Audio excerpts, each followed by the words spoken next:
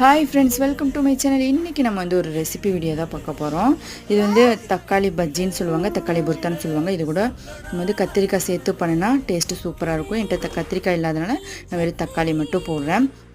5 தக்காளி, வெள்ளை வெங்காயம் ஒரு 4, புளி ஒரு சின்ன சைஸ் புளி, ஜீரகம், ஒரே ஒரு பெரிய வெங்காயம் போட்டு உப்பு போட்டு நம்ம மஞ்சத்தூள் எல்லாம் போட்டு நம்ம விசில் விட போகிறோம். இதில் நம்ம ஒரு 1லேருந்து ஒரு 2 விசில் விட்டு நம்ம எடுக்க வேண்டியதுதான். இந்த ரெசிபி கண்டிப்பாக ட்ரை பண்ணி பார்த்துட்டு கமெண்ட் பண்ணுங்கள். வீடியோ பிடிச்சிருந்தா சப்ஸ்கிரைப் பண்ணுங்கள். இதை நல்லா நம்ம மத்து வச்சு நல்லா மசிச்சு எடுத்துக்கலாம். நான் இது ஒரு 2லேருந்து 3 விசில் விட்டு எடுத்து நல்லா வெந்துருச்சு.